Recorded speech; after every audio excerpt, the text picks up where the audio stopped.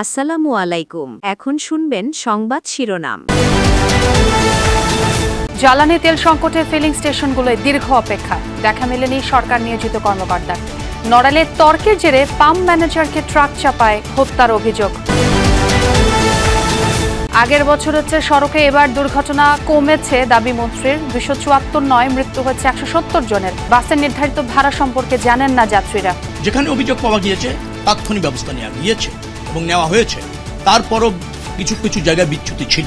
তো যার ফলে আগামীতে অল্প সময়ের মধ্যে জিপিএস সিস্টেম আমরা চালু করার নীতিগত সিদ্ধান্ত নিয়েছি। সব পাবলিক পরিবহনে, সব পরিবহনে জিপিএস থাকবে। তাহলে দেখবেন যে নিয়ন্ত্রণ আরও বেশি সম্ভব হবে, স্পিড নিয়ন্ত্রণ করা যাবে, গাড়ির অবস্থান নিয়ন্ত্রণ করা যাবে। ভূমধ্যসাগরে খাবারের অভাবেই মারা যান অভিবাসন প্রত্যাশীরা। দালালদের নির্দেশে মরদেহ ফেলা হয় সাগরে। জীবিতদের ফেরানোর চেষ্টা চলছে। সচিবালয়ে বিভিন্ন মন্ত্রণালয়ে প্রধানমন্ত্রীর ঝটিকা পরিদর্শন। ছুটি শেষে সংসদের মুলতবি অধিবেশন বসছে কিছুক্ষণ পর। আসসালামু আলাইকুম। এতক্ষণ শুনছিলেন সংবাদ শিরোনাম, এখন শুনবেন বিস্তারিত। পাম্পগুলোর তেল জটিলতার প্যাচে পড়ে চরম ভোগান্তিতে দূরপাল্লা যাত্রীরা। ঢাকায় প্রবেশ ও ছেড়ে আসা বাসগুলো নষ্ট হচ্ছে অনেকটা সময়। এতে বাসের শিডিউলে যেমন প্রভাব পড়ছে, তেমনি গন্তব্যে পৌঁছাতে অতিরিক্ত আরও 2 থেকে 3 ঘন্টা সময় বেশি লাগছে। অন্যদিকে ঢাকায় প্রবেশ করবে এমন মোটরসাইকেল চালকদের ভোগান্তিও আকাশ ছোঁয়া। তবে পাম্প কর্তৃপক্ষ বলছে, যে পরিমাণ জ্বালানি ডিপো থেকে দেয়া হয় তার চাহিদা মেটাতে যথেষ্ট নয়। রাজধানীর অন্যতম প্রবেশমুখ মাতোয়াইলের একটি তেল পাম্পের দৃশ্য এটি। ঢাকায় যেসব যাত্রীবাহী বাস ঢুকছে তারা নেবে জ্বালানি, তবে এই তেল নিয়েই যত তেলেশমতি।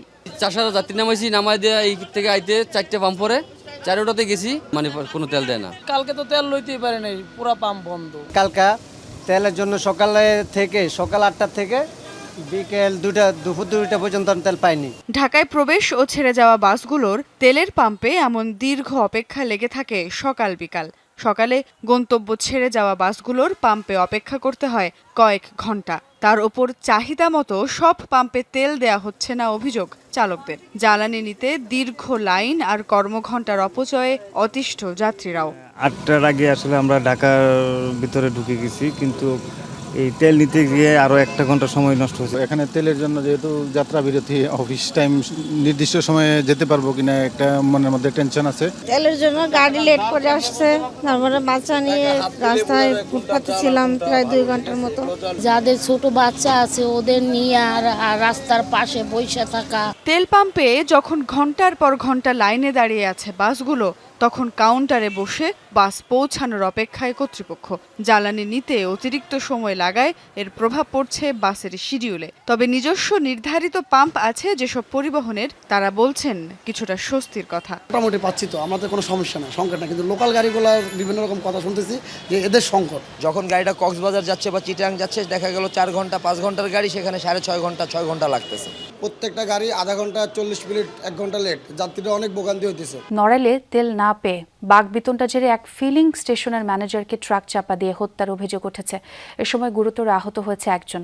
হত্যাকাণ্ডের ঘটনায় শোকাহত নিহতের স্বজন, সহকর্মী ও এলাকাবাসী। জড়িতদের আটক করে দৃষ্টান্তমূলক বিচারের দাবি জানিয়েছেন তারা। এদিকে তদন্ত করে ব্যবস্থা নেওয়ার কথা জানিয়েছে পুলিশ। শনিবার দিবাগত রাত 12টা তেল না পেয়ে এভাবেই পাম্প ম্যানেজার নাহিদের সাথে তর্কে জড়ায় ট্রাক চালক। এক পর্যায়ে দেয়া হয় হুমকি। ক্যামেরায় দেখা যায় রাত 2টা 10 মিনিটে ম্যানেজার মোটরসাইকেল নিয়ে পাম্প থেকে বের হন। তখনই ট্রাক নিয়ে তার পিছু নেয় তর্কে জড়ানো সেই চালক সুজাত। কিছু দূর গিয়ে মোটরসাইকেলটিকে চাপা দিয়ে ট্রাকটি পালিয়ে যায় বলে অভিযোগ ফিলিং স্টেশনের কর্মীদের। ভাইটা যখন পাম্প থেকে বেরোয় যায়, সাথে সাথে কোনো ট্রাক টান দেয় পিছনে। টান দেওয়ার পর আমাদের কিন্তু সন্দেহ হয় যে কিছুক্ষণ আগে বললো যে তোর কিন্তু আজকে মেরে ছাড়বো, তাহলে ও তো হয়তো বা কোনো কিছু করবে। ওই ট্রাক এখান থেকে রওনা দিছে, তখনই মনে করেন আমরা ওই ট্রাকের পাশে রওনা দিছি। রওনা দিয়ে দেখি যে মনে করেন ওই মাইরে দিয়ে মনে করেন নাইট কাকারে দিয়ে মাইরে দিয়ে চলে গেছে। 2-1টি দুর্ঘটনা ছাড়া এবারের ঈদযাত্রা স্বস্তির হয়েছে বলে মন্তব্য করেছেন সড়ক পরিবহন মন্ত্রী শেখ রবিউল আলম। সচিবালয়ের সড়ক নিরাপত্তা জোরদার সংক্রান্ত সভা শেষে তিনি এই মন্তব্য করেছেন। বিআরটি এর তথ্য অনুযায়ী ঈদ যাত্রায় দুর্ঘটনা নিহতদের প্রচারিত সংখ্যাও সঠিক নয় বলে দাবি করেছেন মন্ত্রী। বৈঠক শেষে কয়েকটি সিদ্ধান্ত তুলে ধরেন শেখ রবিউল আলম। বলেন, যত্রতত্র হাইওয়েতে বাসের কাউন্টার থাকবে না, শতভাগ যাত্রী নামিয়ে গাড়ি ফেরিতে ওঠাতে হবে। সব পাবলিক পরিবহনে জিপিএস ট্র্যাকিং সিস্টেম থাকবে। রুট পরিবর্তন, ওভারস্পিড সহ বিভিন্ন অনিয়ম জিপিএস এর মাধ্যমে নিয়ন্ত্রণ করা হবে। সড়কমন্ত্রী বলেন, সরকারি হিসেবে ঈদ যাত্রার 11 দিনের সড়ক, মহাসড়ক, নৌ ও রেলপথে মোট 170 জনের মৃত্যু হয়েছে। এর মধ্যে মহাসড়কে 47 জন, নৌপথে 4 জন, রেলপথে 17 জন ও অন্যান্য দুর্ঘটনায় বাকিদের মৃত্যু হয়। আগের বছর 187 জনের মৃত্যু হয়েছিল। অতিরিক্ত ভাড়ার বিষয়ে যেখানে অভিযোগ পাওয়া গেছে সেখানে ব্যবস্থা নেওয়া হয়েছে বলেও জানান সড়কমন্ত্রী। এ সময় তিনি বলেন, শুধু নন এসি নয়, এসি বাসের ভাড়া নির্ধারণের প্রক্রিয়া শুরু হয়েছে। যেখানে অভিযোগ পাওয়া গিয়েছে তাৎক্ষণিক ব্যবস্থা নেওয়া গিয়েছে এবং নেওয়া হয়েছে। তারপরও কিছু কিছু জায়গায় বিচ্যুতি ছিল, তো যার ফলে আগামীতে অল্প সময়ের মধ্যে জিপিএস সিস্টেম আমরা চালু করার নীতিগত সিদ্ধান্ত নিয়েছি। সব পাবলিক পরিবহনে, সব পরিবহনে জিপিএস থাকবে। তাহলে দেখবেন যে নিয়ন্ত্রণ আরো বেশি সম্ভব হবে, স্পিড নিয়ন্ত্রণ করা যাবে, গাড়ির অবস্থান নিয়ন্ত্রণ করা যাবে। ভূমধ্যসাগরে প্রাণ হারানো 22 জন অভিবাসন প্রত্যাশীর মধ্যে সুনামগঞ্জের 10 জনের পরিচয় নিশ্চিত করেছে পুলিশ প্রশাসন। নিহতদের বাড়িতে চলছে শোকের মাতম। তাদের মধ্যে জগন্নাথপুর উপজেলার 5 জন, দিরাই উপজেলার 4 জন এবং একজন দুয়ারা বাজার উপজেলার। নিহতদের বাড়িতে ভিড় করছেন স্বজনরা। মরদেহ ফিরে পাওয়ার আশায় শোকে স্তব্ধ পরিবারগুলো। উত্তর আফ্রিকার লিবিয়া থেকে সাগরপথে গ্রিস যাওয়ার পথে ভয়াবহ মানবিক বিপর্যয়ে অন্তত 22 অভিবাসীর মৃত্যু হয়েছে, যাদের মধ্যে 18 জনই বাংলাদেশি বলে ধারণা করা হচ্ছে। উদ্ধার হওয়া ব্যক্তিরা জানায়, দীর্ঘ সমুদ্র যাত্রায় পথ হারিয়ে খাবার ও পানির সংকটে একে একে অসুস্থ হয়ে পড়েন যাত্রীরা। পরে অনেকেই মারা যান। 2 দিন বোটে থাকার পর মরদেহ পচতে শুরু হলে দালালদের নির্দেশে মরদেহ সমুদ্রে ফেলে দেওয়া হয়।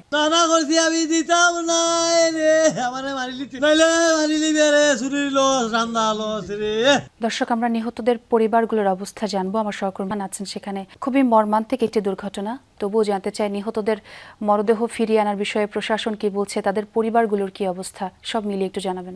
গতকালকে সন্ধ্যা থেকেই একের পর এক খারাপ খবর আসতে শুরু করেছে। প্রথমে আমরা জেনেছিলাম সুনামগঞ্জের 4 জন যুবক মারা গেছেন, এরপরে সেটি রাত্রে আমরা জানতে পারি যে 6 জন যুবক মারা গেছেন। আজ সকালে আমরা জেনেছি যে সুনামগঞ্জের 6 জন নয়, টোটাল 10 জন যুবক মারা গেছেন। কিন্তু এখন আমরা যতটুকু খবর পেয়েছি যে এই সংখ্যাটা 10 জন থেকে আরো বাড়তে পারে। এখন এই সুনামগঞ্জের পুরো জেলায় আসলে শোকে স্তব্ধ। শুধু 10টা পরিবার নয়, পুরো জেলায় শোকে স্তব্ধ। কারণ সুনামগঞ্জের মানুষদের মধ্যে, তরুণদের মধ্যে বিদেশ যাওয়ার, অবৈধভাবে বিদেশ যাওয়ার, বিশেষ করে উন্নত দেশে যাওয়ার একটা প্রবণতা বেশি দেখা যায়। তো তাদের মধ্যেও অনেকটা চাপা খুব বিরাজ করছে, কারণ দালালরা যেই কথা বলে তাদের বিদেশ নেয়, যেই কথা বলে প্রতিশ্রুতি নিয়ে নেয়, সেই প্রতিশ্রুতি মতো তারা কাজ করে না।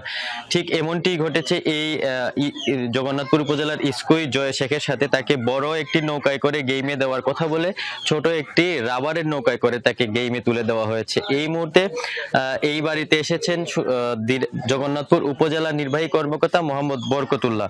তো তারা খোঁজ খবর নিচ্ছেন, যেহেতু মরদেহগুলো সাগরে ফেলে দেওয়া হয়েছে, তার আশা একেবারেই কম। তারপরও পরিবার আশাবাদী যে শেষবারের মতো অন্তত একটিবার তাদের প্রিয়জনের মুখটা দেখতে চান।